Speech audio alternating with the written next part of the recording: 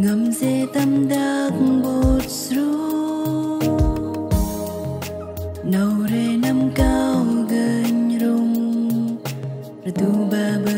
bơ mau hồng tu thơ mày rồi đó trê cờ má đời rồi nâu trong nền thu màu hồng được khai tâm nâu rê lá giấc mây rồi Giêsu dê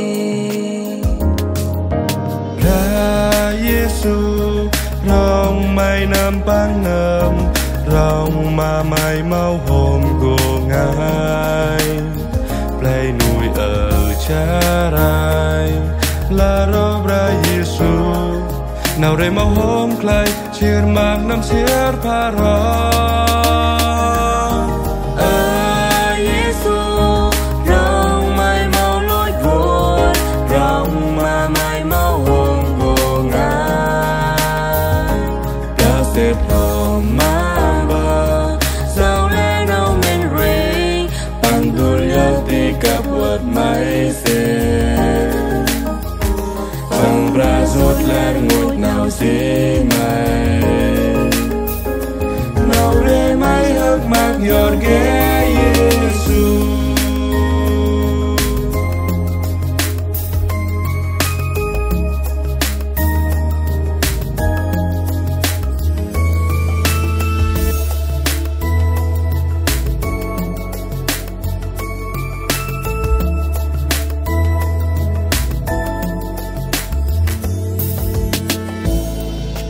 nào rê nấm bu đuột lốt ngầm gì tâm đam bột rô nâu rê nấm cao gần rung rồi tu ba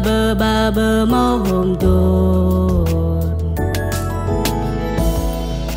đờ mây rồi đờ chê cờ má đờ rồi nâu trong nè tu màu hồng đờ clai tâm nào rê lá xa mai rồi Giêsu dê ra Giêsu rong mây nam băng nơm rong mà mây mau hồng của ngài play nuôi ở cha rai la rob ra Giêsu nào rê mau hôm khai chê cờ má năm xiết pha ra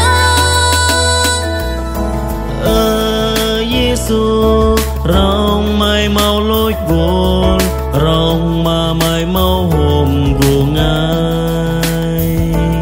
lỡ sẽ thòng má bờ sao lẽ nào mình ri bằng đuôi yêu thì cặp vật mây xếp bằng bra rút lên ngột nào xí